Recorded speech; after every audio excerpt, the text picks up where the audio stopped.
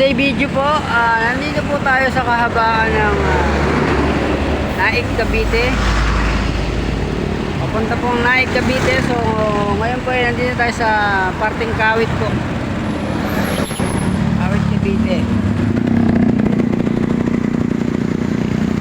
Medyo sobrang init po talaga. At sumilong po muna ako dito sa medyo malilim dahil hindi talaga kaya init.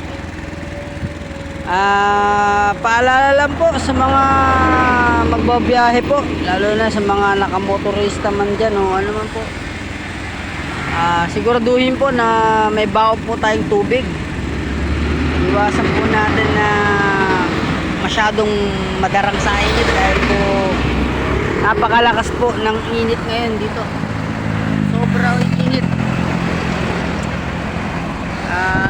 Iwasan po natin dahil madali po yung heat stroke niya sa ganitong senaryo po.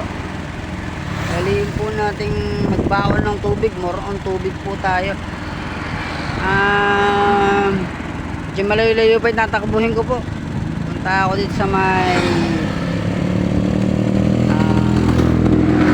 Hills View.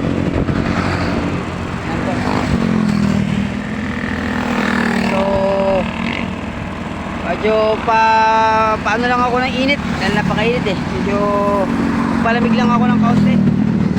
Pagka pakiramdam ko eh medyo okay na, hindi na masyadong mainit. Usually yung tubig ko nawala na ho yung lamig eh. Ito po siya. Kanina po puro yelo yan, pero napakabilis lang ng pangyayari. Wala na rin yung lamig at mainit na rin po yung tubig. Kaya paalala nga po, kahit pa paano may tubig akong dala kahit na hindi na siya malamig. Pero kanina po puro yelo po yan. Ganun po kalakas yung araw. Bilis lang yung tunawin yung mga malalamig na yung matigas na yelo.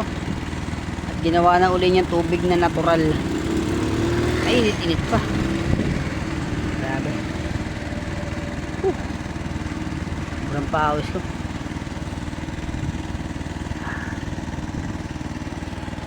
Hindi po yung paligid ko. Mga dumadaan sa akin galing Manila to Naik, Cavite. Manila, Naik, Cavite.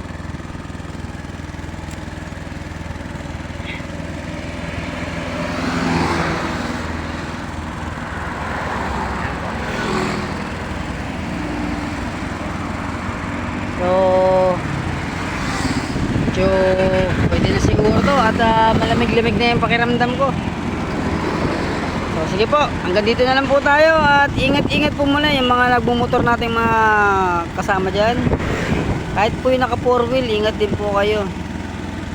Hanggang sa susunod po. Bye bye.